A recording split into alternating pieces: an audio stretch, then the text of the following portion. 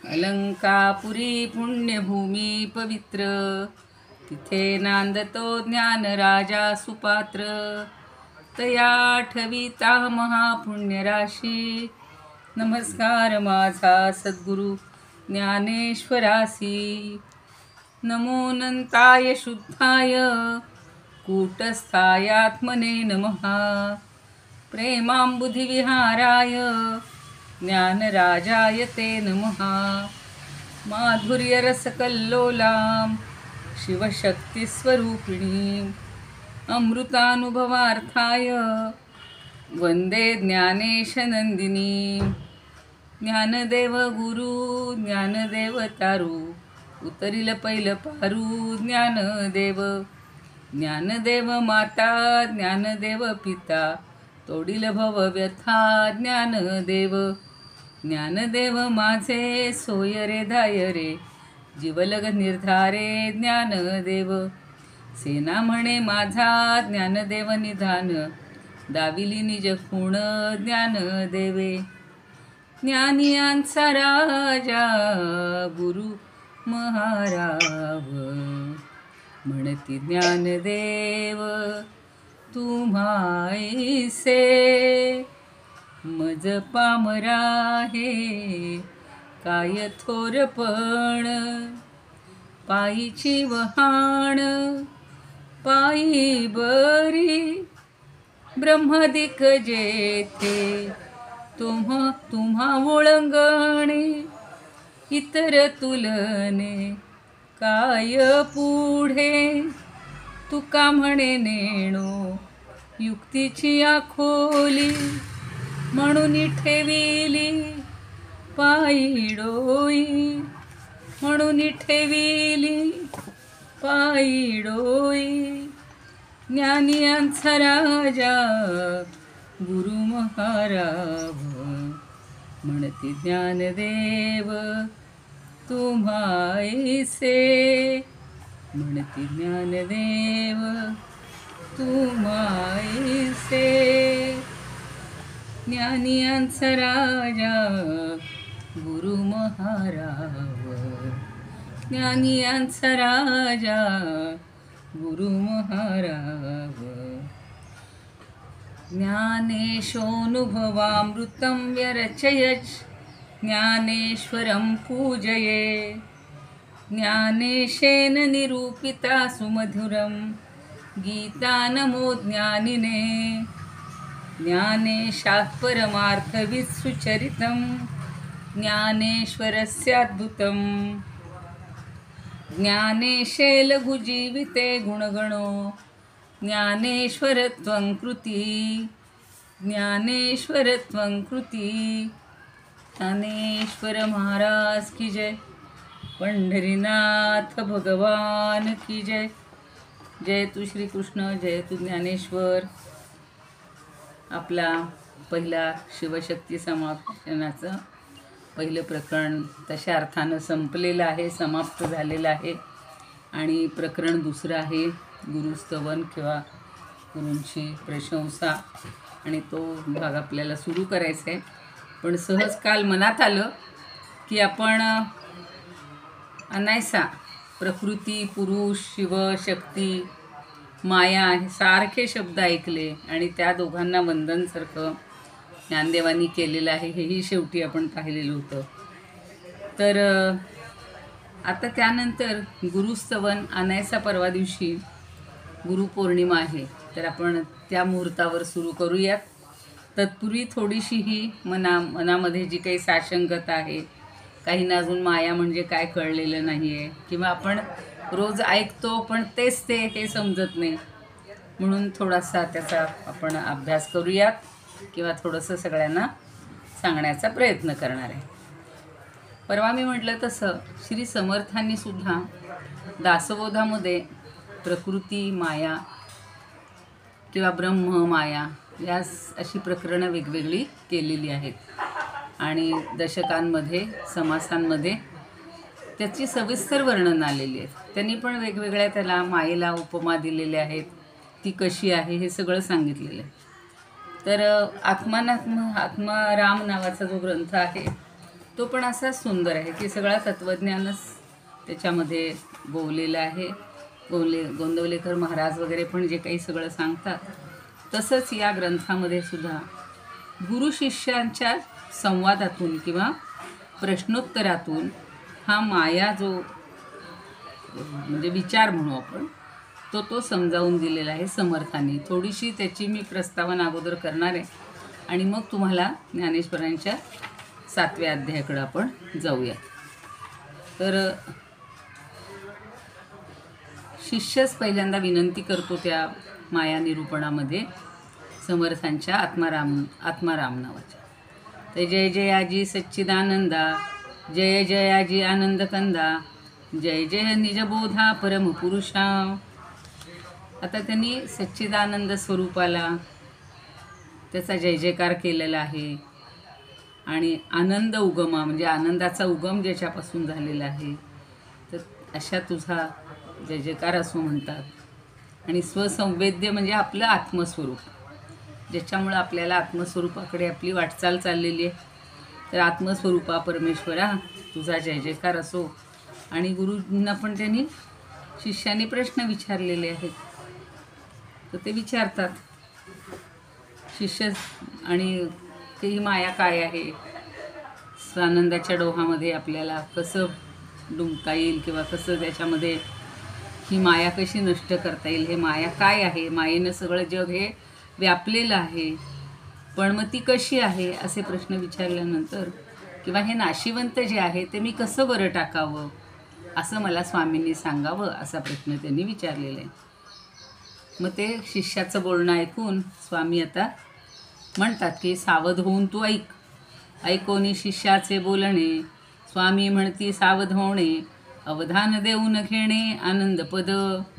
मग तू लक्ष देऊन, अवधान म्हणजे अगदी पूर्ण लक्ष देणं शांतपणे, तर ते लक्ष देऊन आनंदपद हे जे आहे आनंदपद, आनंदाचं पद तू प्राप्त करून घेशील असं त्यांनी त्याला सांगितलेलं आहे.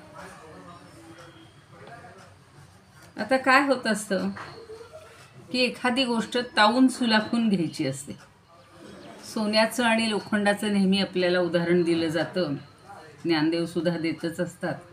आणि ते म्हणतात, समर्थ म्हणतात की लोखंड जसं अग्नीत टाकल्यानंतर ते लाल लाल तापलं जातं आणि मग त्याच्यावर घणाचे घाव घातले जातात आणि मग त्या घावांनी काय होतं तर त्याच्यातला गंज असतो, जो दूषितपणा असतो तो सगळा निघून जातो आणि मग परिसानी पुन्हा ते घासलं लोखंड की त्या लोखंडाचं सोन्यात रूपांतर होतं. तसे हे गुरु जे आहेत, हे जो शिष्य आहे, शिष्यावरचा जो अज्ञानाचा गंज असतो तो त्याला तावून सुलाखून अग्नीमध्ये परीक्षा करून आणि त्याला परिसाचा स्पर्श देऊन त्याचं सोनं करत असतात असं त्यांनी सांगितलेलं आहे. मग ते त्याला सांगतात, 10वी जी ओवी आहे त्याच्यात पहिल्यांदा ते सांगतात, तरी नाशिवंत तू जाण माया. आता माया म्हणजे काय आणि ती कशी आहे याची सुरुवात झालेली आहे इथून. माईकम जाये विलया, ते मायेचा विस्तार प्राणसखया ऐक सांगतो. इतकं छान प्राणसखया म्हणलं होतं. शिष्यामध्ये आणि गुरुमध्ये एक नातं वेगळंच असतं, तो प्राणसखा आहे. आजच खरं सांगायची राहिले मी की आज कल्याणांची पुण्यतिथी आहे. समर्थांचे जे प्रिय शिष्य आहेत, मागे मी तुम्हाला त्यांची कथा सांगितली होती की इतकं आत्यंतिक प्रेम असतं दोघांचं एकमेकांवर. आणि समर्थांनी त्याला कार्यासाठी इकडे पाठवून दिल्यानंतर, भूम परांडा या भागात पाठवून दिल्यानंतर तिकडे समर्थांचं जेव्हा देहावसान झालं की त्यांनी श्रीरामचरणी ते विलीन झाले, तर तेच तिथे त्यांना कळलेलं होतं. तिथून ते आले त्यांना भेटायला आणि मग समाधीतनं समर्थांनी त्यांना दर्शन दिलं. तेव्हा त्या समाधीला अशी भेग पडलेली आहे, ती अजूनही आपल्याला दिसते. आणि समर्थांच्या ज्या अस्थी होत्या त्या त्यांनी सांगितलं होतं की मी सांगेपर्यंत त्या अस्थी काढायच्या नाही. 30 वर्ष त्या अस्थी चाफळला तुळशी वृंदावनामध्ये ठेवलेल्या होत्या. आणि सारखं सगळ्यांना वाटायचं, त्यांचे जे इतर शिष्य होते, केशव स्वामी वगैरे होते, त्यांना वाटायचं की किती दिवस ठेवायच्या अस्थी. आता कल्याणांच्या परवानगीनंच त्या काढायच्यात, पण आपण असं करूया की अस्थी इथून काढूया आणि कल्याणांना त्याचं दर्शन देऊ आणि त्यांना घेऊनच आपण काशीला अस्थि विसर्जन करूया. म्हणून त्यांनी फक्त त्या वृंदावनातून अस्थि बाहेर काढायला सुरुवात केली. त्याच क्षणी कल्याणांनी असं निरूपण करता करता गर्भासन जे असतं, म्हणजे गर्भासनात असे बसलेले आहेत ते, आणि त्या आसनात त्यांनी आपला देह विलीन केलेला आहे समर्थांच्या चरणी. केशवस्वामी किंवा केशवराज जेव्हा तिथं आले तेव्हा त्यांनी पाहिलं की ज्या क्षणी त्यांनी त्या तुळशी वृंदावनातल्या अस्थी काढल्या त्याच क्षणी यांनी तिथं आपला प्राणदेह समर्थांमध्ये विलीन करून टाकला, श्रीरामचरणी अर्पण केला. आणि योगायोग असा झाला की कल्याणांच्या आणि समर्थांच्या दोघांच्याही अस्थी ह्या बरोबर त्या केशवस्वामींना म्हणजे काशीला न्याव्या लागल्या. तर इतकं आत्यंतिक प्रेम, असेच सगळे शिष्य त्यांचे सगळेच होते, पण कल्याण हा अत्यंत म्हणजे ज्याला चोख म्हणतात तसं सगळं गुरूंप्रमाणे ऐकणारा असा तो होतो. आणि म्हणून ते सांगतात की प्राणसत्ता म्हणजे आपल्या डोळ्यासमोर आपण त्या कल्याण स्वामींना आणि समर्थांना वंदन करूया, ज्ञानदेवांना वंदन करूया. कारण ज्ञानदेवांनी सुद्धा गुरूंची अशीच पूर्ण त्यांच्यावर श्रद्धा ठेवूनच आपल्याला सगळं सांगतात, अमृतानुभवसुद्धा. तर त्याप्रमाणेच त्यांनी हे सगळं ज्ञानेश्वरी पण सांगितलेली आहे. तर ते सांगतायत, समर्थ सांगतायत की अरे प्राणसत्या, आत्तापर्यंत जे नाशिवंत म्हणून तुला सांगितलं ते सगळं माया निर्मित आहे, आणि जे जे माया निर्मित आहे ते सगळं नाशिवंत आहे. आपण नेहमी म्हणतो की परमात्मा स्वरूप किंवा परब्रह्म हे अविनाशी आहे, चिरंतन आहे, निर्गुण आहे, निराकार आहे, सगळं आपल्याला ती विशेषणं कळलेली आहेत. पण माया ही शेवटी काय आहे तर ईश्वराचीच शक्ती आहे, ते परमात्म्याचीच शक्ती आहे. आणि ती सुद्धा खरं म्हणजे परमेश्वरासारखीच, ईश्वरासारखीच अमूर्त, असीम आणि अनंत आहे. फरक एवढाच आहे की तिचा विस्तार हा कानाकोपऱ्यामध्ये विश्वाच्या आढळतो, आणि तो ध्यानात येण्यास लागणारी जी सूक्ष्मदृष्टी आहे ती संत आपल्याला देतात की हे सगळं विश्व कानाकोपऱ्यातलं सुद्धा जे आहे हे काय आहे. तर पुढची ओवी नेहमी बघा, हे वाक्य सगळे सांगतात संत. अहम ऐसे जे स्फुरण तेची मायेचे लक्षण, तये मायेपासून त्रिगुण कुणापासून भूते. तर अहम म्हणजे मी असं स्मरण, स्फुरण म्हणजे स्मरण असा शब्द दिलेला बैलसरींनी. आणि ते म्हणतात की किंवा असं मनामध्ये कंप होतो बघा, काहीतरी आपल्याला एकदम म्हणतो ना मला असं स्फुरण झाले, आतून वाटायला लागले, तसं त्या परब्रह्माला स्फुरण झालं, स्मरण झालं. आणि किंवा त्याच्या मनामध्ये अशी म्हणजे जी प्रतिभा त्याची जागृत झालेली आहे, खूण काहीतरी दिसलेली आहे. आणि सत्व रजतम हे त्रिगुण आणि पंचमहाभूत जी पृथ्वी आप तेजो वायू आकाश, ही 5 ही त्याच्यापासून निर्माण झालेली आहेत. अत्यंत सूक्ष्म अशी ती प्रथम होती, आणि नंतर मग ही कशी झाली दृश्य. पृथ्वी आप तेज वायू आकाश सृष्टी रचिली सावकाश. पहिल्यांदा पंचमहाभूत निर्माण झाली, आणि पंचमहाभूतापासून अव्यक्त आणि नंतर व्यक्त अशी सृष्टी रचना क्रमाक्रमाने झालेली आहे. तर मूळ परमात्मरूप परत एकदा सांगा एकदा प्लीज. हो का, बर, हो थोडस, म्हणजे मग आमच्या डोक्यात व्यवस्थित बसेल आहे. आता पुन्हा बर चालेल. काय सांगितलं की परमात्म्याला अचानक असं स्फुरण झालं. ते स्फुरणचा अर्थ काहींनी स्मरण असा दिलेला, म्हणजे आतून अशी उर्मी आली की एकोहम बहुश्याम, पुढं पण ते येणारच आहे. तर मी एकटा आहे पण मी आता अनेक व्हावं, असं हे नेहमी सगळे सांगतात बघा, एकोहम बहुश्याम. वेदामध्ये पण तसंच सांगितलेलं आहे, म्हणजे मी एकटा आहे पण मी आता बहु व्हावं, असं स्फुरण झालं. आणि मग त्याच्यातून, त्या स्फुरणातून या मायेची निर्मिती झाली. आलं लक्षात? मग ती कशी झाली मायेची निर्मिती? तर पहिली पंचमहाभूत आणि त्रिगुण सत्व रजतम. आता पंचमहाभूत तर आपल्याला सगळ्यांना माहिती आहेत, तरी पुन्हा सांगते. पृथ्वी आप तेज वायू आणि आकाश ही सृष्टी रचिली सावकाश. ही ती सृष्टी निर्माण केली, सावकाश केली, घाई नाही. म्हणजे मूळ परमात्मा रूप एकच आहे, ते अद्वय आहे, अखंड आहे, पण त्याला सर्वस्तू असं म्हणलं जातं. आणि तेवढी एकच खरी वस्तू आहे जी चिरंतन आहे. आणि या विश्वामध्ये आणि विश्वाच्या बाहेर एका परमात्म्याहून अन्य काहीही नाही. पण अडचण अशी आहे की एकीकडं एकच एक परमात्मा सद्वस्तूपणानं किंवा रूपानं व्याप्त आहे आणि दुसरीकडे त्याच परमात्म्यामध्ये अनेकपणानं काठोकाठ भरलेलं विश्व हे प्रत्ययाला येतं. मग विश्वातील अनेकपणाचं जे मूळ आहे ते परमात्म्याच्या एकपणातच साठलेलं आहे किंवा शोधलं पाहिजे. परमात्म्याच्या ठिकाणीच हे अनेकत्व आहे, पण तो एकमेव आहे. आणि तो एकच एक असणारा परमात्मा त्याच्याच शक्तीनं आणि त्याच्याच संमतीनं अनेकपणानं विश्वात विलसतो. आणि ती अनेकपणाची शक्ती म्हणजे माया. त्याचीच शक्ती आहे आणि ती ही सगळी सृष्टीरूपानं विलसत असते. म्हणजे परमात्म्याच्या ठिकाणीच खरं ह्या सगळ्या शक्ती आहेत, वास करतात.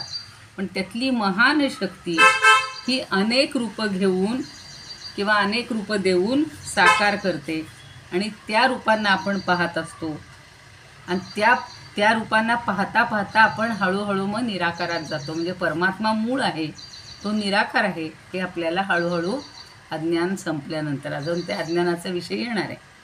तर व्यक्त आणि अव्यक्ताचा हा जणू काही खेळ चाललेला असतो. आणि म्हणून मी आहे किंवा मी ब्रह्म आहे, मी आहे एवढंच त्याला स्फुरण झालेलं आहे. मी ब्रह्म आहे या स्फुरणातून परमात्मा या शक्तीनं स्फुरण व्हायला लागला, म्हणजे स्फुरायला लागला. आणि त्याला न सोडता त्याच्याच अधिष्ठानावर माया आपली करामत दाखवायला लागली. म्हणजे माया ही त्याच्यावरच जणू काही आरूढ झालेली आहे आणि ही सगळी सृष्टी तिनं व्यक्तरूपात सगळ्यांना दाखवलेली. म्हणजे तो अविनाशी आहे, पण माया कशी आहे. आता पुढे एक प्रकरण आहे समर्थांचं, ते छान आहे, ते नंतर सांगेन, उद्या वगैरे मी सांगेन की माया आणि ब्रह्मातला फरक त्यांनी इतका सुंदर दिलेला आहे एका याच्यामध्ये, समासामध्ये. मग आता ही काय झालं की हळूहळू क्रमाक्रमाने हे निर्माण झालं. म्हणजे परमात्म स्वरूप कसं आहे, अविनाशी आहे. पण त्याच्यातूनच माया हे जे काही आकाराला आणलं किंवा जे आकाराला माया आणते ते सगळं नाशिवंत आहे. आपल्याला जे सगळं दिसते हे मायेचं रूप आहे. त्याला कल्पना असं पण म्हणलं जातं. आणि या विश्वाचं बीज या मायेमध्ये आहे. म्हणजे अव्यक्तपणाची ती परमसीमा आहे. पण क्रमाक्रमानं तिला व्यक्तरूप आलेलं. खरं ती परमात्म्याचीच परमसीमा आहे. शेवटचं टोक ज्याला म्हणतो तसं. मला चढता येतं, मी कुठपर्यंत चढू शकते, आता परवा मागे जाऊन आले तसं आधी कैलासपर्यंत जाऊ शकते. पण माझी अधिक जर उंची वाढायला लागली आणि मला वाटायला लागलं मी कैलासवर जावं, मुख्य कैलासवर जावं, एव्हरेस्टवर जावं, तर ती म्हणजे अंतिम चरण किंवा अंतिम सीमा. तशी या मायेची परमसीमा म्हणजे ही अव्यक्त सगळी ती माया, पण ती आता व्यक्तरूपात आलेली.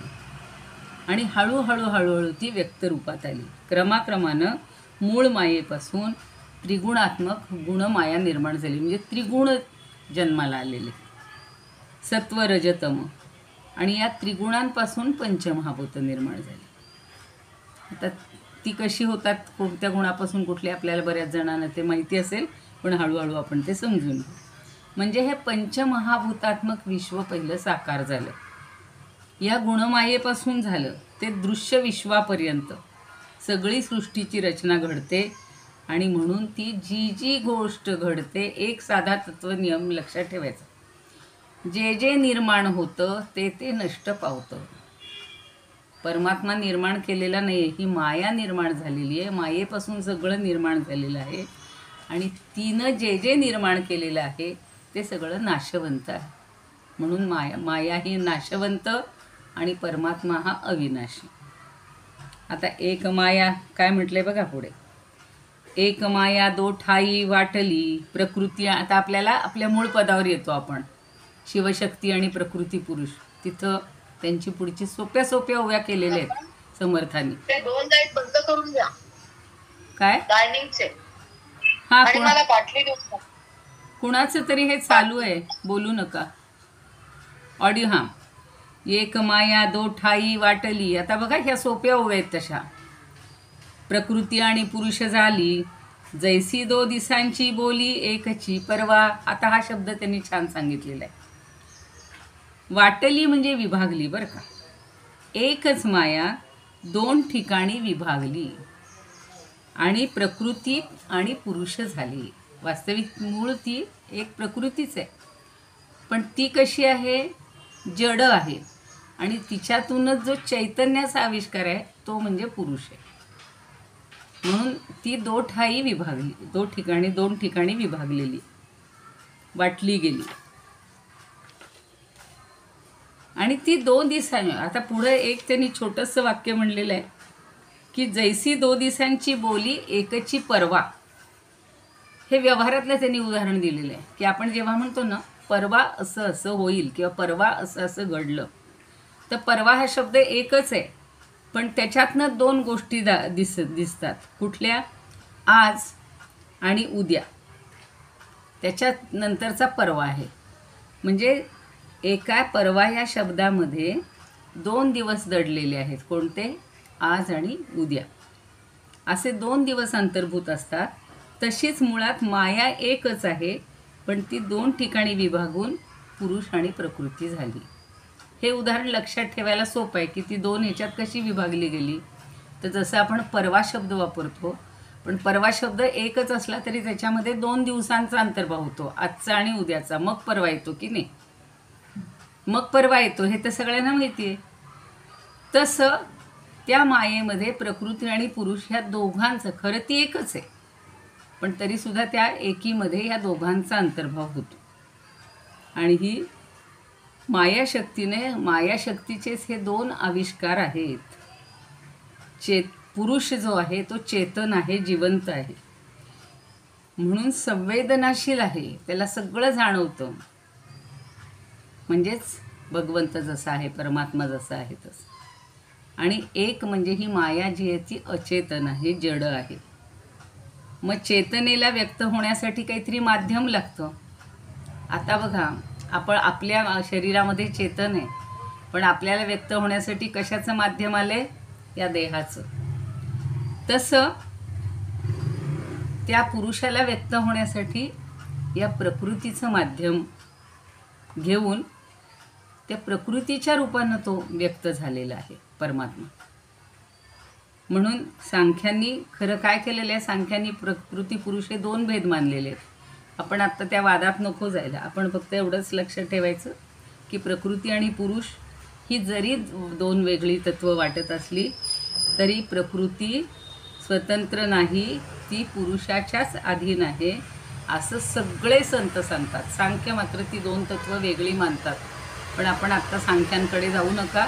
फक्त संतांनी प्रकृती आणि पुरुष ही 2 तत्त्व एकमेकाच्या अधीन आहेत, जे ज्ञानदेव आपल्याला पहिल्या ओवीपासून सांगतायत. अमृतानुभवाच्या पहिली ओवी सगळ्यांना जर आठवत असेल तर बघा. ओवीवर का, पहिला श्लोक नाही सांगत आहे. पुस्तक असेल तुमच्याकडं, पहिली ओवी बघा. ऐशी जी निरुपाधिके जगाची जी ये जनके, तिये वंदिली मी आमुळिके देवो देवी. इथं सुरुवातच केली होती त्यांनी, देवो देवी.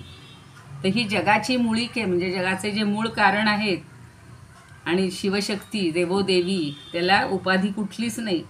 म्हणून अशा प्रकारच्या शिवशक्तीला मी नमस्कार केला, असं पहिली ओवी आहे. आणि काल शेवटची पाहिली, त्याच्यातही ते म्हणतात की त्यांच्याशी मी अभिन्न राहिलो, आमच्या दोघांमध्ये अभेद्य आला, तुमच्या आपल्यामध्ये तसाच अभेद्य म्हणजे अभेद होणार आहे. आणि म्हणून त्या देवोदेवीला किंवा शिवशक्तीला मी वंदन केलं, असं त्यांनी सांगितलेलं होतं.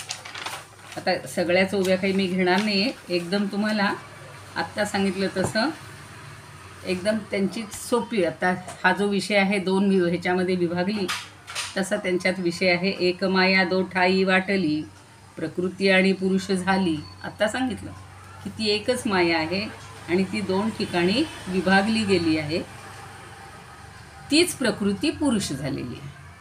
तीच प्रकृती आणि पुरुष दोन्ही तीच आहे. जैसी 2 दिवसांची बोली एकची परवा. आत्ता जे सांगितलं तेच. म्हणजे हे सगळं विश्व मायेपासून निर्माण झालं, पण त्या विश्वाच्या रचनेत चेतन आणि अचेतन असे दोन प्रधान घटक आढळतात आणि ते एका मायाशक्तीचेच हे आविष्कार आहेत. भगवद्गीतेत सुद्धा म्हणलेलं आहे बघा, भगवद्गीता पाठ आहे बहुतेकांची.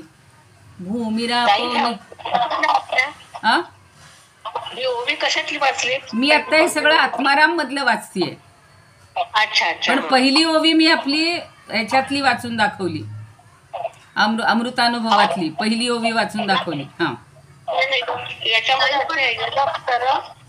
हे बघा, पहिली ओवी अशी होती आपली. पुन्हा बघा, तुमच्याकडे आहे सगळ्यांकडे पुस्तक. ऐशी ही निरुपाधिक. आत्मारामाची कितवी ओवी आहे? ती 13वी आहे का तुमच्याकडे आत्माराम? हो, पण आता नाही घेतलंय, पण म्हणजे आता नाहीये जवळ. बर, ठीक आहे. कोणता अध्याय? त्याचा मायेचं जे आहे ते दुसरा अध्याय आहे. बरोबर. हा, आणि तो तुम्ही नंतर बघा, 13वी ओवी आहे ती. हो हो. हा, ती सोपी आहे एकदम. बर, प्रकरण यामधली म्हणजे वेगळी ओवी आहे. हा, प्रकरण पडलं ना, अमृतानुभवची पहिली ओवी वाचली ना, तुमच्याकडे आहे ना, ते वाचा ना एकदा बघा. नाही, मी मगाशीच सांगितलं, पहिले 5 श्लोक ज्ञानदेवांनी संस्कृत रचलेले आहेत. ते सगळे ज्याला आपण म्हणतो ना, पहिलं हे करतो ना आपण, वंदन करतो ना, वंदन केलेलं आहे ते पहिल्या 5 ओव्यात आणि श्लोकात. आणि ओवी 80 ही निरुपाधिकेपासून ओवी सुरू आहे.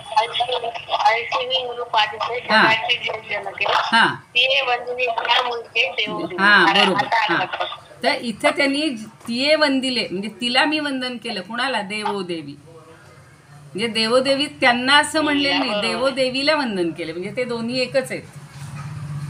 आणि आपला आत्ता मुद्दा तोच चाललेला आहे की प्रकृती म्हटलं तरी किंवा माया म्हटलं तरी तिच्यातच पुरुषाचा समावेश आहे.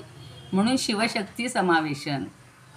आता प्रत्येक ठिकाणी तो शब्द आपल्याला लागू पडेल. आता 14 मध्ये काय म्हणतात? माया ज्ञाता ज्ञेय ज्ञान, माया ध्याता ध्येय ध्यान, माया हेची समाधान योगियांचे. मग ही माया कशी आहे? माया पण ज्ञाता आहे. ज्ञाता म्हणजे जाणणारा, आणि ज्ञेय म्हणजे जे जाणून घ्यायचं ते.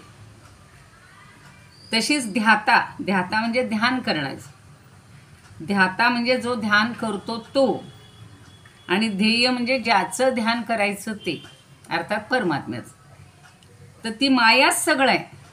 ज्ञाता ज्ञेय पण मायाच आहे, ध्याता ध्येय पण, आणि ध्यान म्हणजे 3 असतात ना त्रिपुटी. ज्ञाता ज्ञेय ज्ञान आणि ध्याता ध्येय ध्यान, या 3 गोष्टी ती मायाच आहे. म्हणजे चित्त जेव्हा समाधी अवस्थेत जातं, पुढची ओळ आहे, माया हेची समाधान योगी यांचे.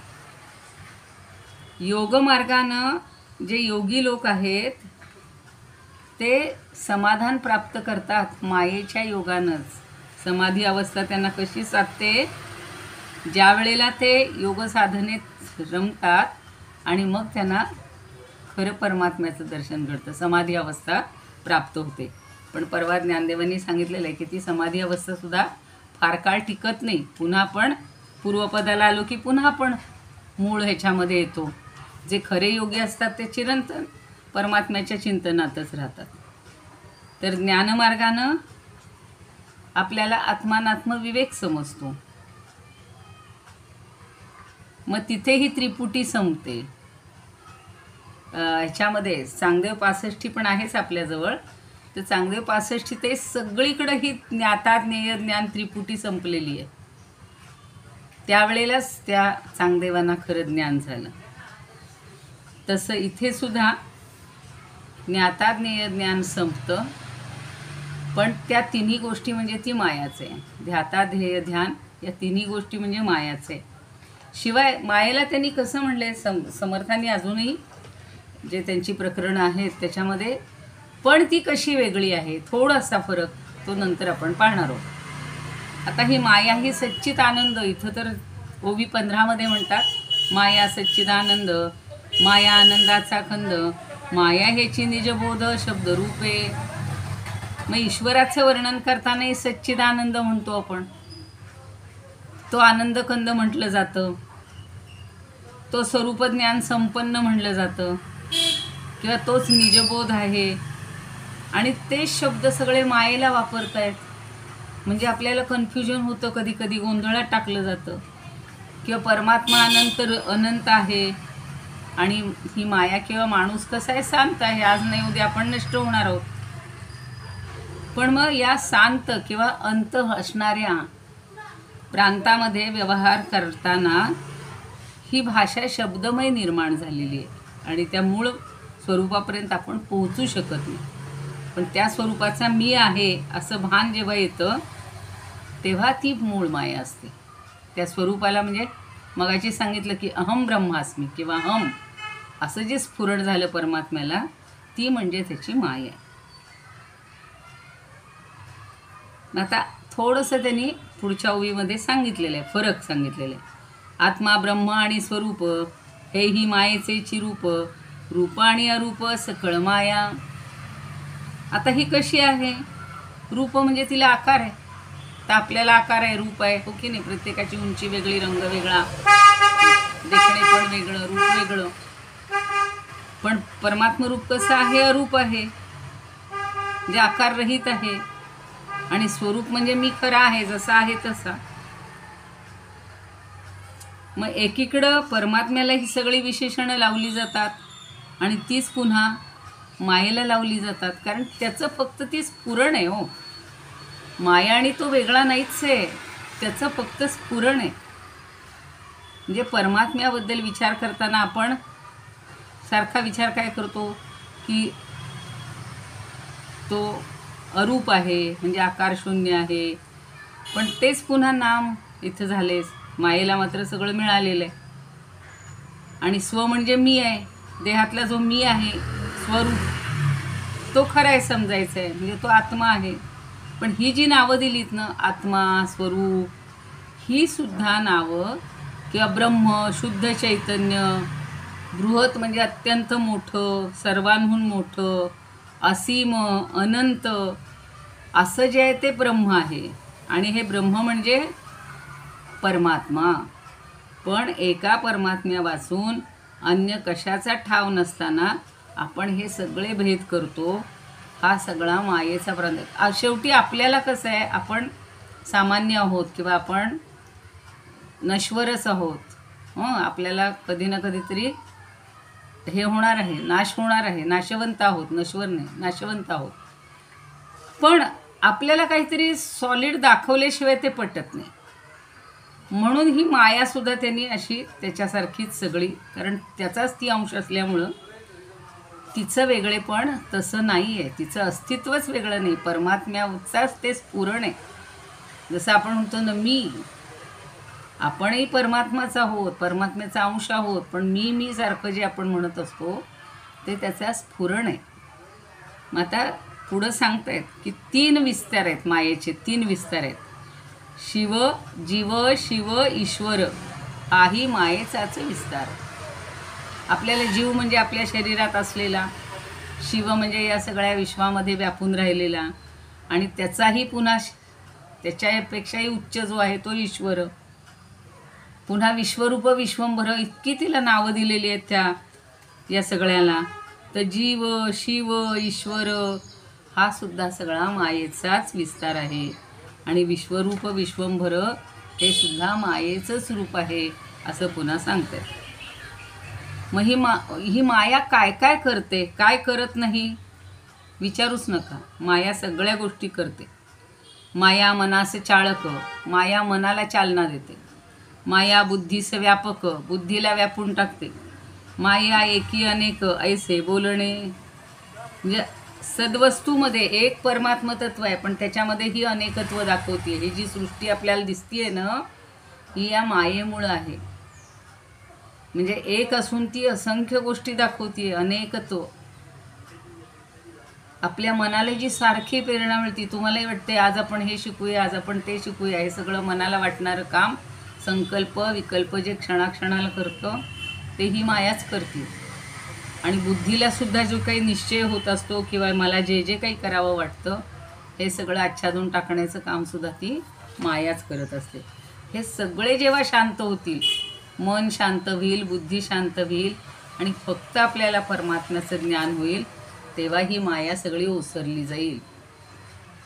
आता ज्ञानदेवांनी सांगितलेली उदाहरणं तुम्हाला सांगणार आहे मी नंतर. आधी फक्त ह्या थोडासा बेस तयार व्हावा म्हणून मी याच्यानुसार सांगितलं.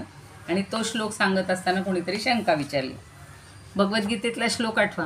भूमिरापो नलो वायु खं मनो बुद्धिरेव च अहंकार इति यम्मे भिन्ना प्रकृतिरष्टधा. 8 प्रकारची प्रकृती आहे, अष्टधा प्रकृती तिला म्हणले. जे मगाशी शिकलो तेच भगवंतांनी सांगितलेलं आहे. भूमी पृथ्वी, आप हा राप म्हणजे तिथे संधी झालेलं आहे. भूमी ही आप हा म्हणजे पाणी, अनल म्हणजे अग्नी, वायू म्हणजे वारा, खम म्हणजे आकाश, मन बुद्धी एवच आणि अहंकार. मन बुद्धी आणि अहंकार म्हणजे पंचमहाभूत, मन बुद्धी अहंकार. ह्या 8 गोष्टींना माझी अष्टधा प्रकारची प्रकृती म्हटलेलं आहे. भिन्ना प्रकृतिरष्टधा. त्यालाच ज्ञानदेव काय म्हणतात. आता इथे मुद्दाम मी लगेच आता 7व्या अध्यायातला ज्ञानदेवांची ओवी घेतलेली आहे. तुमच्याकडे असेल तर तुम्ही बघा. ज्ञानेश्वरीतला 7वा अध्याय काढा आणि त्यातली 15वी ओवी बघा. तरी अवधारी गा धनंजया हे महदादिक महत माझी माया जैसी प्रतिबिंबे छाया निजा अंगाची. आता आपल्याला ज्ञानदेवांचं म्हणणं लगेच पटतं सगळं. ते काय सांगतात, ज्यांच्याकडे आहे त्यांनी काढली का बघा 15वी ओवी. श्लोकाच्या खालीच आहेत लगेच. 7वा अध्याय.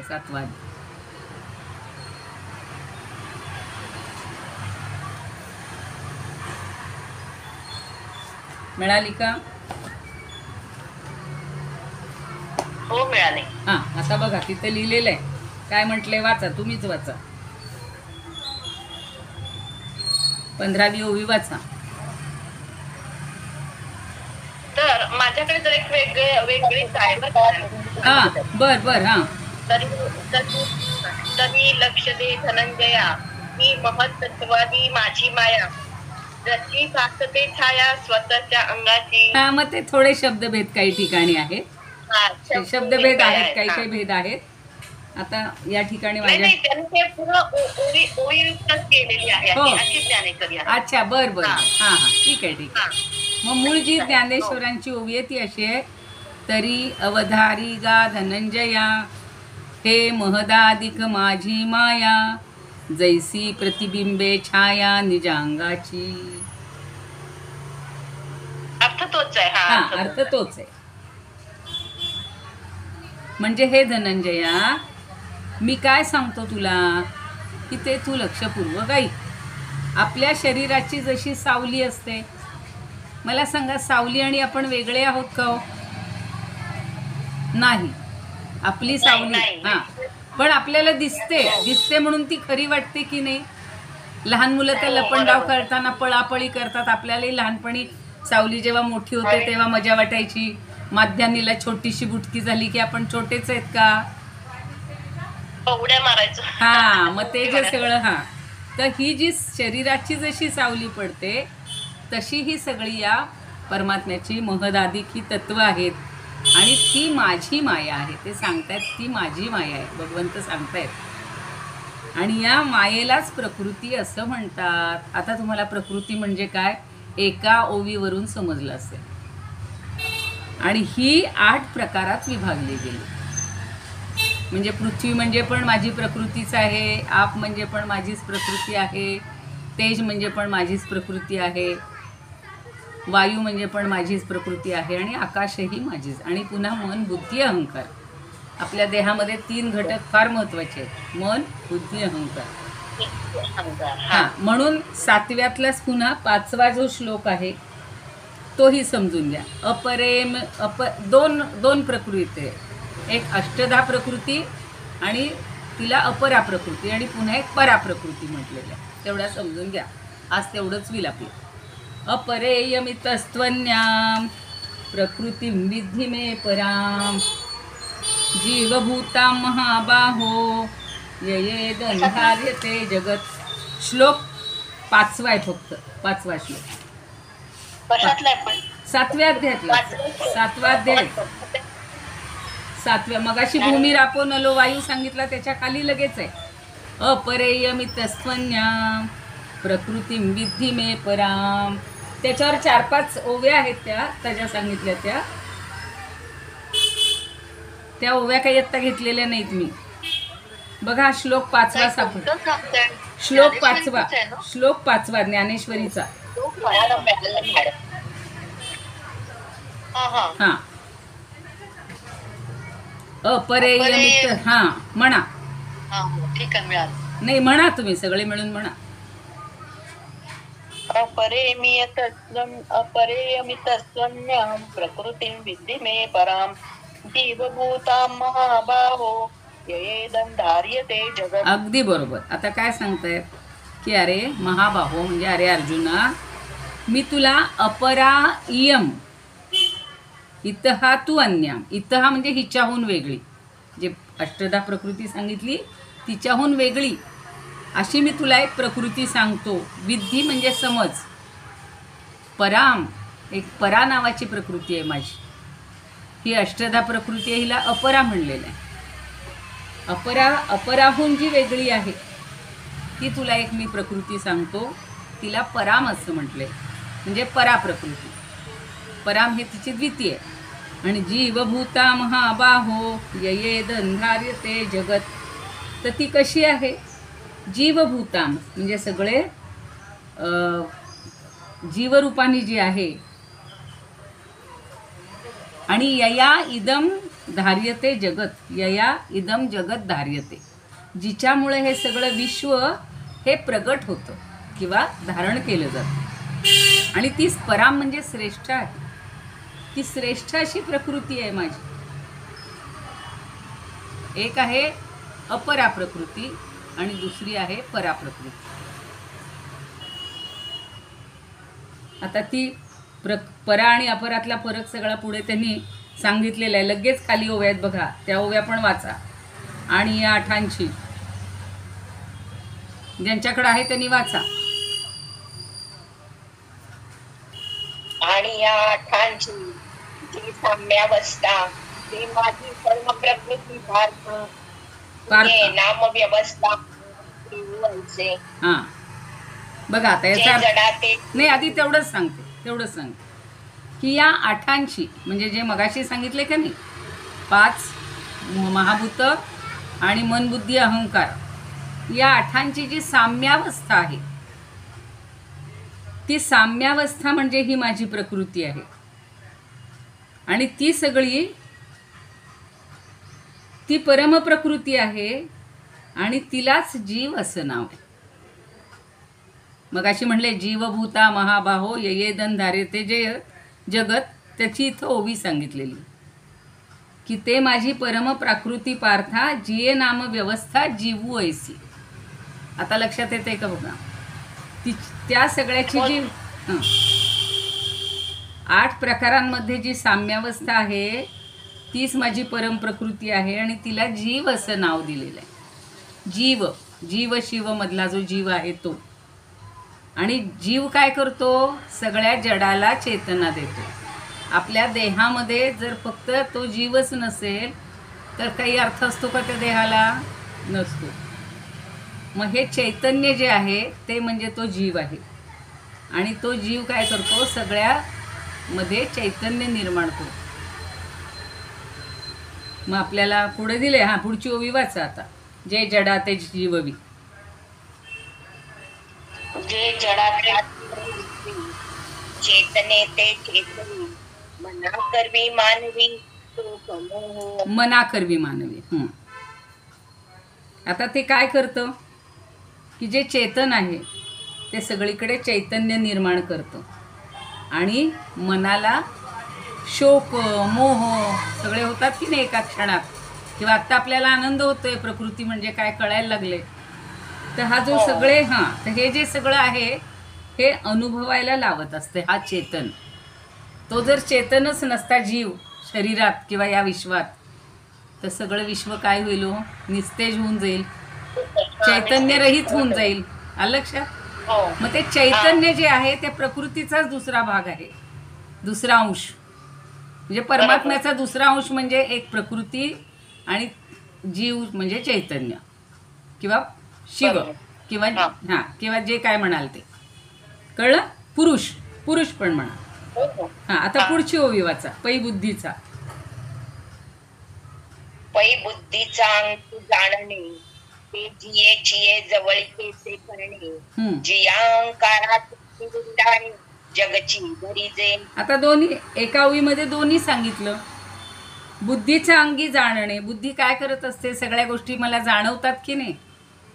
मन संकल्प विकल्प करत असतं, दुःख करत असतं, शोक करत असतं, पण बुद्धीला ह्या सगळ्या गोष्टी जाणवत असतात. आणि भगवंतांनी सांगितलेलं आहे, निश्चयात्मिका बुद्धी, व्यवसायात्मिका बुद्धी, रेकेह कुरुनंदन, म्हणजे एका इह कुरुनंदना.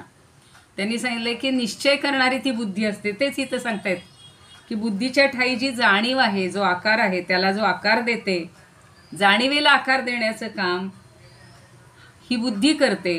आणि पुढं सांगितलं, जिया अहंकाराचे नि विंदाणे जगची धरीचे. आणि अहंकाराच्या कौशल्यानं ती विश्व धारण करते. आणि ह्या दृश्य विश्वाचं अस्तित्व या जीवामुळं सांभाळलं जातं. म्हणजे प्रकृती काय करते? हे सगळं अहंकाराचं काय म्हटलं काही? हां, त्यांनी कौशल्यानं, विंदाणे शब्द वापरलेला आहे त्यांनी. अच्छा, कौशल्यानं. विंदाणे. हां, तर अहंकाराच्या कौशल्याने काय करते? हे विश्व धारण करते, हे सगळं विश्व धारण करते. बरोबर. आणि या दृश्य विश्वाचं अस्तित्व जिच्यामुळे सांभाळलं जातं ती गोष्ट अहंकार आहे. अहंकारामुळे हे विश्व धारण केलं जातं आणि सगळं अस्तित्व सुद्धा तिच्यामुळेच आहे की नाही? ती आहे म्हणूनच सगळं विश्व आहे. तिनं जर हे दृश्य रूपात आणलं नसतं तर आपल्याला या जगाचं ज्ञान झालंच नसतं. म्हणजेच आपला जन्मच झाला नसता तर आपल्याला हे बघायला मिळालं असतं का? नसतं. मग जसा आपला जन्म झाला तसा या सगळ्या विश्वाचा जन्म पण तिच्यामुळेच झालेला आहे. सगळ्या विश्वाचं अस्तित्व तिच्यामुळेच सांभाळलं जातं. कळते? म्हणजे प्रकृती काय साधीसुधी गोष्ट नाही आहे, बरोबर. सगळ्यात महत्त्वाची गोष्ट आहे. आता प्रकृती म्हणजे काय समजलं असेल, तिलाच माया म्हणतात. आणि समर्थांनी तिचीच सगळी सांगितली होती लक्षणं. अजून खूप दिलेले आहेत पूर्ण. तुम्हाला असेल आत्माराम तर घरी वाचा आणि त्याच्यातनं अजूनही डिटेल कळेल. आता ही पुढं काय करते बघा. पुढचा श्लोक घ्यायचा एकदम 13वा भगवद्गीतेतला. पुढचा 13वा श्लोक काढा, कारण मध्ये जरा बाकीचं सगळं तिन्ही सात्विक राजस तामस त्या भावांचं आलेलं आहे, पण ते आपल्याला आत्ता एवढी काही गरज नाही आहे. 3 गुण आहेत एवढं समजलं बाद झालं. 13वा श्लोक कोणीतरी म्हणा. त्रिभिर्गुणमयैर्भावे देवी सर्वमिदं जगत् मोहितन्न बिजानाति मामेप्य परमं व्ययम्. हां, आता त्रिभिः गुणमयैः भावैः एभिः सर्वमिदं जगत्. हे जे 3 गुण आहेत कोणते? सत्व, रज आणि तम. या 3 गुणांनी मोहित झालेले, त्या सगळ्या भावांनी मोहित झालेले, आपल्या गुणांनी मोहित झालेले हे जे विश्व आहे, इदम सर्वम इदम जगत, एभिही त्रिभिही गुणमयही असा त्याचा हे घ्यायचा आहे बरं का अन्वय. एभी म्हणजे या, त्रिभी म्हणजे 3 आणि गुणमयही म्हणजे गुणांनी. या 3 गुणांनी. हां, 7वा अध्याय चाललाय. 7वा अध्यायातला 13वा श्लोक चाललाय भगवद्गीतेतला आणि ज्ञानेश्वरीतला पण. ज्ञानेश्वरी असेल ज्ञानेश्वरी उघडा, भगवद्गीता असेल भगवद्गीता उघडा. बरं, आता समजलं का? या 3 गुणांनी हे विश्व मोहित झालेलं आहे. आणि या 3 गुणांपेक्षा जो वेगळा आहे, विकाररहित आहे, तो परमात्मा आहे. येते लक्षात? या सृष्टीनं हे म्हणजे प्रकृतीनं ह्या 3 गोष्टी निर्माण केल्या. 3 गुण निर्माण केले आणि हे विश्व निर्माण केलं. पण त्यांच्यापेक्षा जो वेगळा आहे, या सृष्टीपेक्षा जो वेगळा आहे तो मी आहे, म्हणजे भगवंत आहे, म्हणजे परमात्मा आहे. पण मला कोणीच जाणत नाहीत. आत्ता बघा कालही एक मेसेज आलेला होता की आईवडिलांचं घर ताब्यात घेऊन मुलगा आणि सून त्यांना याच्यामध्ये नेऊन सोडत असतात वृद्धाश्रमात, आणि ते गयावया करतात. अरे आम्ही तुला लहानपणापासून वाढवलं, जन्म दिला, सगळं केलं, सगळं मिळवून दिलं, तुला शिक्षण दिलं. तो म्हणतो मी झूट आहे, मला काही माहिती नाही, मला फक्त एवढं माहिती आहे की आता माझं लग्न झालं, ही माझी बायको आहे, तुम्ही माझे कोणी नाहीत, आणि तुम्हाला आता ह्या वृद्धाश्रम हे तुमचं घर आहे. तसं झालेलं आहे की ह्या परमात्म्यालाच आपण विसरतो. मूळ कोण आहे? परमात्मा. आणि त्याची आठवणसुद्धा येत नाही, कारण जन्माला येताना आपण म्हणतो सोहम सोहम, अरे मी तोच आहे रे, मी तूच आहेस, तो परमात्मा मीच आहे, माझी सुटका कर, ह्याच्यातनं बाहेर काढ. तो काढतो बाहेर, आणि बाहेर आल्या म्हणजे हा तरी निदान 25 वर्षानंतर म्हणतोय तुम्ही कोण. पण आपण जन्माला आल्यालाच म्हणतो कोहम कोहम, अरे मी कोण आहे. म्हणजे तो मी आहे, मी भगवंत आहे म्हणणारा सगळा विसरून गेला. आणि तिथूनच सुरुवात झाली या मायेच्या. हा, लक्षात, तिथूनच सुरुवात झाली आपली. हा, आणि तरी सुद्धा आपल्याला त्या आईचं प्रेम मिळतं, वडिलांचं प्रेम मिळतं, भावंडांचं मिळतं, सगळं झूट मानलं जाते बायको आली की. बरोबर. तर हे सगळं असं आहे, आणि म्हणून ही सृष्टी किंवा ही प्रकृती आपल्याला समजून तेवढ्यासाठी घ्यायची. आता त्याच्या पुढे त्यांनी इतकी उदाहरणं दिलेली आहेत बरं का. त्रिभी गुणमयी बाबाईचं अर्थ समजला की सत्व, रज आणि तम या 3 गुणांनी मोहित झालेलं हे विश्व, हे 3 गुणांहून वेगळा आणि मी विकाररहित असलेला, पण मला कोणीही जाणतच नाही. म्हणून ज्ञानदेवांनी इतके सुंदर दृष्टांत दिलेले आहेत बघा. सगळ्या ओव्या वाचाव्यात, आपल्याला इतक्या होणार नाहीत. आपण उद्या पुन्हा बघूया. बघा त्यातल्या 1-2 समजून घ्या, खूप सुंदर दिलेले. 1-2 ओव्या वाचा, खाली 60वी ओवी. 2 ओव्या वाचल्या तरी तुम्हाला ही माया कशी खोटी आहे ते कळेल. माझ्यातल्या वाचू का तो? हो, परिउदकी झाली. परंतु पाण्यात झाली शेवाळी आणि पाण्याला टाकते, किंवा उगाच आभाळात ढगात आकाश नाहीसे होते. हा, ठीक आहे. तुमचं स्वरूपानंदांचं आहे का दुसरं कोणाचं आहे?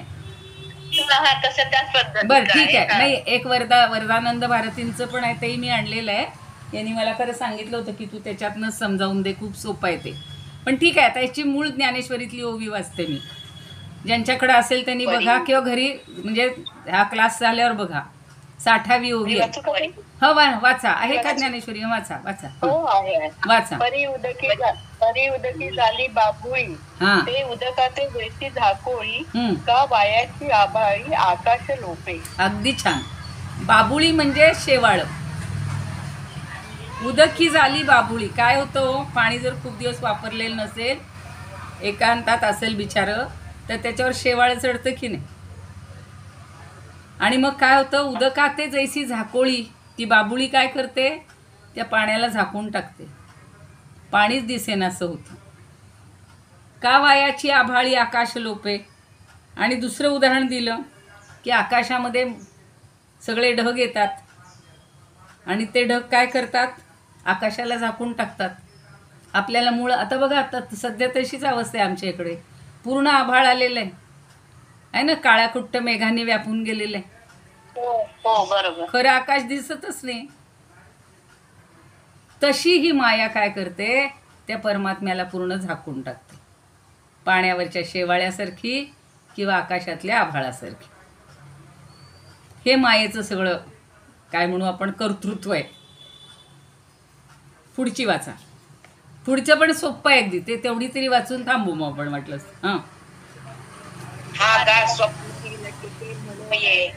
परिनिद्रावशे पाणले होये, तवा आठवू काय देत आहे आपण.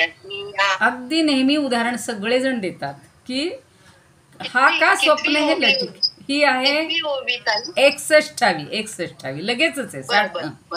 तर हा का स्वप्न हे लटिके म्हणूये. आता मला सांगा, जेव्हा आपण स्वप्नात असतो तेव्हा स्वप्न तेव्हा खरं वाटतं की नाही, पण जाग आल्यावर ते लटिके, ते मिथ्या होतं. लटिके म्हणजे खोटं. बरोबर. हं. जेव्हा स्वप्नात असतो तेव्हा ते खरं वाटतं, पण जेव्हा जाग येते त्यावेळेला ते आपल्याला खोटं वाटतं. पण गाढ झोपेत मात्र ते स्वप्न किती खरं वाटलेलं असतं. म्हणजे ती स्वप्नावस्था आपलं अस्तित्वाचं भान सुद्धा आपल्याला देत नाही, पण जागा झालं की आपल्याला अस्तित्व समजतं. बरोबर आहे ना? तसंच हो, हो, हो. ज्ञान झालं की हे सगळं मायेचं लटिके पण कळतं, आणि मग तो फक्त परमात्मा दिसायला लागतो. आणि मग आपल्याला कळतं, अरे चे इतक्या वर्ष, इतकं आयुष्य मी त्या मायेमध्ये गुंतून राहिलो, आणि हा परमात्मा एवढा छान आहे, नित्य आनंद आहे, आणि मी विसरून गेलो होतो. मग ज्या दिवशी परमात्मा दिसेल, ज्या दिवशी परमात्मा समजेल, तेव्हा ते स्वप्नासारखं सगळं मायेचं जे आहे अवडंबर ते खोटं वाटतं. मॅडम, सापाचं उदाहरण तसंच आहे ना.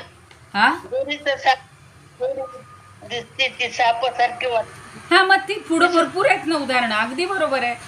अगदी अशा आता तुम्हाला सगळी उदाहरणं आठवतील की आपण अंधारात त्या दोरीला साप समजतो, पाय भुई सपाट म्हणजे हे करतो, आरडाओरडा करतो, कुणी तर पार चक्कर येऊन पडतात, घाबरून जातात. आणि जेव्हा तो टॉर्च आणला जातो, दिवा आणला जातो, हल्लीच्या मोबाईलमधला बॅटरी दाखवली जाते, आणि मग आपल्यालाच हसू येतं ना. पण झालेली अवस्था कशी असते, अंगाला थरकाप, पार घाबरून गेलेले असतो, अंगावर काटे उभे राहतात, आणि आपल्याला पार मरणाची भीती वाटते, आता मी मेलोच, आता काही खरं नाही. आणि जेव्हा तो साप नाही, दोरी आहे समजतं, तेव्हा काय होतो, असा श्वास सोडतो ना आपण, आई ग मी काय घाबरलो होतो, आणि काय माझं अज्ञान, किती अज्ञान सुद्धा नाही, किती माझा वेडेपणा, किती माझा मूर्खपणा. आता त्या दिवशी खूप उदाहरणं कोणी सांगितली की छान लग्नाला गेलेली आहे बाई आहे, आणि काय आंघोळीला जाताना ठेवली हातातली अंगठी काढून, त्या कुठं गादीवर ठेवली आपल्या अंथरुणावर, गेली आंघोळीला, आंघोळी करून आली, आणि त्या सेवकांनी गाद्यावर गाद्या 100 गाद्या ठेवल्या, आणि तिच्या दृष्टीनं ती अंगठी हरवली अंगठी. का हाहाकार केला सगळ्या त्या कार्यालयामध्ये, माझी अंगठी कोणी घेतली का, माझी अंगठी कोणी पाहिली का. सगळे म्हणतात आम्हाला नाही माहिती हो, आम्ही पाहिली सुद्धा, काहीच माहिती नाही. पण प्रत्येकाकडे संशयानं बघतो ना माणूस, त्याच्या हातातली आहे का माझी, ह्याच्या हातातली आहे का माझी. सगळे म्हणतात आता त्या म्हातारीसारखंच झालं, म्हातारीची सुई हरवते झोपडीमध्ये, आणि ती रस्त्यावर जाऊन शोधते, माझी सुई कुठे आहे, माझी सुई कुठे आहे. पर साधू तिला शोधू लागतो, एखादा प्रवासी शोधू लागतो, रात्राचा दिवस होतो, अगं बाई कुठे ठेवली होतीस तू, म्हणे मी शिवत होते झोपडीत. आणि मग तू रस्त्यावर काय शोधती बाई, जा ना झोपडीत बोल. तसं मग त्या आत्ता जे सांगितलं, त्या बाईची अंगठी हरवली, शेवटी कोणीतरी म्हणतं तुम्ही कुठं ठेवली होती, म्हणे मी गादीवर ठेवली. मग त्यांनी बिचाऱ्यांनी सेवकाला आज्ञा दिली, आणि जा रे म्हणे सगळ्या गाद्या काढा. सापडली ना तिथेच. हा,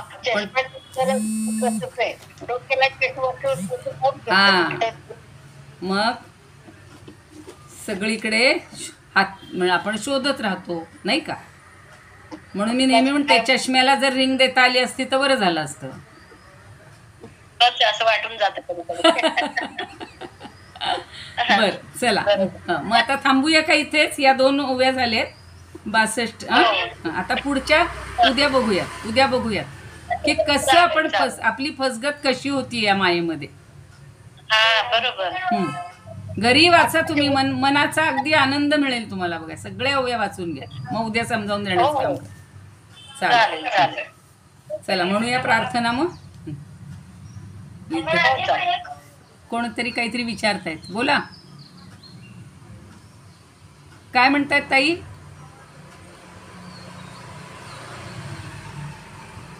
इदमुपकर्तुं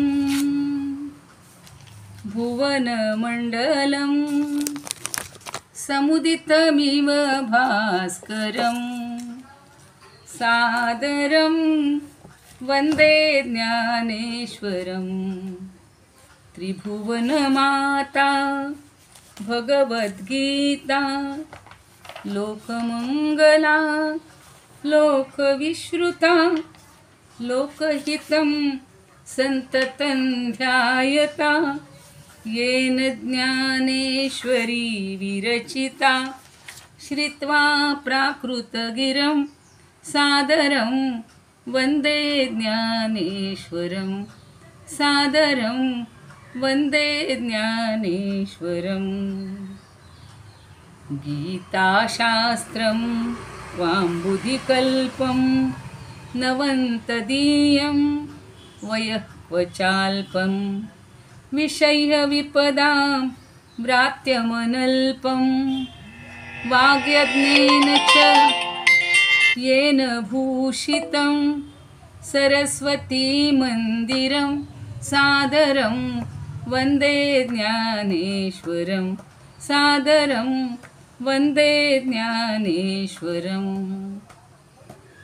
यत्र शारदा कृपाप्रसादः यस्य श्रवणात् परमानन्दः निहितो यत्रामृतनिःस्यन्दः काव्यतत्त्वयोः कृतवन्तं तत् रसायनं मधुरं सादरं वन्दे ज्ञानेश्वरं सादरं वन्दे ज्ञानेश्वरम्. म्हणा आरती म्हणा. मी म्हणू का ताई? हो म्हणा. आरती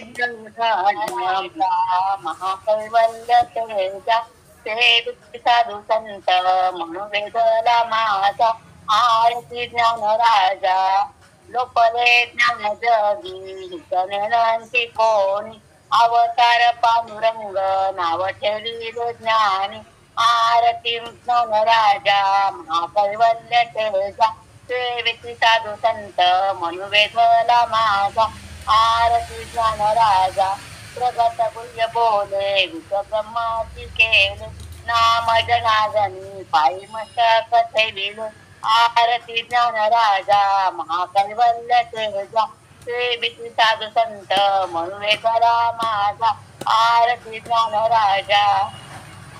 प्रगट झालं का? हो झालं. झालं. चला. ज्ञानेश्वर महाराज की जय. पंढरीनाथ भगवान की जय. जय तू ज्ञानेश्वर, जय तू श्रीकृष्ण. जय ज्ञानेश्वर. चला, सगळ्यांनी छान सहभाग दिला. आज खूप आनंद झाला.